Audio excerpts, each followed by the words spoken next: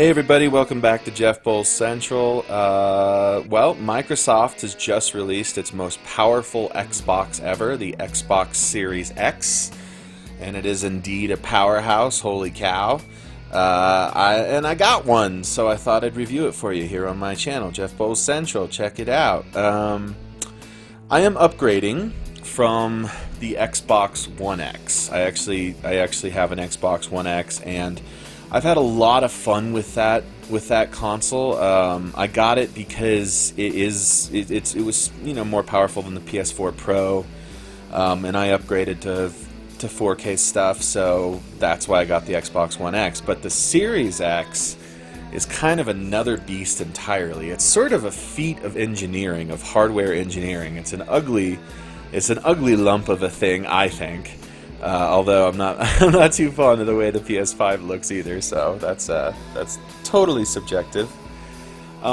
It's just a big old tower. It's like a PC tower, and it's designed to vent right up through the bottom, right up through this huge fan on the top with kind of this cool convex surface with green coloring. You know, it's the only green on the Xbox, which is interesting. And the horsepower under the hood is really impressive. I've played quite a bit of stuff on it so far. I played Watch Dogs here. I've played Assassin's Creed a little bit. I tried out a bunch of backwards compatible games, which is everything. So here's the deal with the Series X. If you are coming from Xbox One, you are going to find an experience that is more of an upgrade than a new generational change. Like if you look at the PS5, I mean, you look at the user interface, if you look at the design of everything, the fact that not everything is backwards compatible, that is definitely a generational leap, and it actually has some shortcomings, because on this thing here, I can play every single Xbox One game, and that includes everything that was a 360 game that's available on it, and it includes everything that was an original Xbox game that's on it. Even the controller is not really all that different from the Xbox One controller, unlike the PS5 controller, which is this total revamp, right? So it seems like a small upgrade, but this is not the case. This is no small upgrade over Xbox One. Man, like it handles 4K, 60 frames a second, some instances 120 frames a second. The speed with which everything, I mean, it even feels like the button presses, the latency has been reduced, button press wise. Everything is faster. Everything is just faster. And you know, it's got some pretty cool new features. My favorite feature by far is the quick resume feature, which basically lets you run, I think it's up to 5 or 6 games without shutting them down, just running them off the hard drive. And you can swap between them, and it's instantaneous. I think that's pretty cool. Like it's good.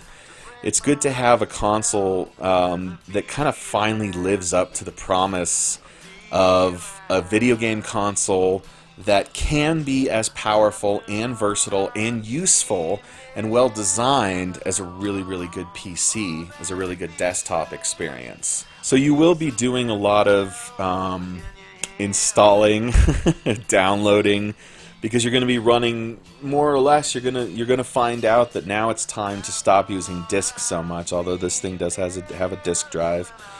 Unlike the Xbox Series S, the cheaper little cousin. We'll just go with little cousin. And the fact that you're downloading all these huge 4K files, all these optimized for Series X files, means that your terabyte hard drive, and a terabyte sounds like a lot, but trust me, with these huge games, it kind of fills up fast. So Microsoft has built in additional storage. You can get an additional 1 terabyte storage card from Seagate, even though that thing's like a $230, which I think is a little bit outlandish. I find that I don't need it, just because I find I only concentrate on so many games at a time. And if I want to get a game again, I'll just download it again, that kind of thing. But, you know, even stuff that isn't optimized for the Series X. And one of the great things about this new setup that they have here is when you go into the store or you go into your library, you can actually sift through things to see what is optimized for the Series X, so you can get the best experience. Even stuff that's not optimized for it benefits from it.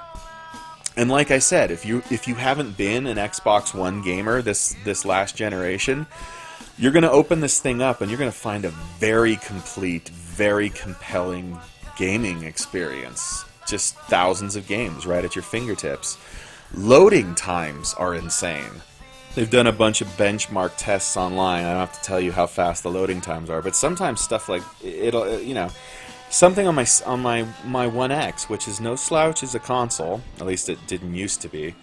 Now that these new ones are out, but something even as big and bad and powerful as like Watch Dogs, the new Watch Dogs, or Assassin's Creed. It loads in a fraction of the time that it would have taken on the One X. Now, one of the big benefits of the Xbox ecosystem, of course, is Game Pass. And Game Pass, if you don't know, it's a thing that allows you to pay a limited monthly fee, $15 for the ultimate version, which also allows you to play all that stuff on PC too, if you're so inclined. And you get access to tons of free games. They just incorporated all the EA Play stuff.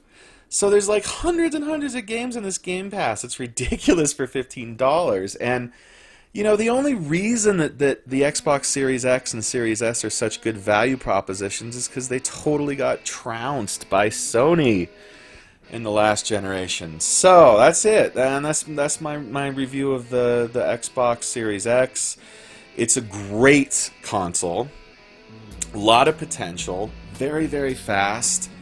If you're new to Xbox or you haven't played Xbox since the 360 days, it's a hell of a value proposition. However, if you are used to Xbox One, just be aware it's more of an upgrade than a new console cycle. It's more of an upgrade, but it's a powerful upgrade. So, the Xbox Series X, Jeff Bull Central, we're going to give it a 8 out of 10. Pretty damn cool little machine. Little is the operative word. It might not be so little to you, but hey. Do me a favor, everybody. This is my latest novel. This is Love, Madness, Demon. It's sort of a dunga dung dung dung. My phone just went off. It's a good take. I'm not gonna do it again. I'm not gonna do it again. It's about the angelic and the demonic and love and longing and hell versus heaven and betrayal and loss and past lives. There's so much jammed into it. It might come out on either side like a Swiss roll smacked with a karate chop on top of a vice. Theatrics. Exuberant. It's the word for the week. Exuberant.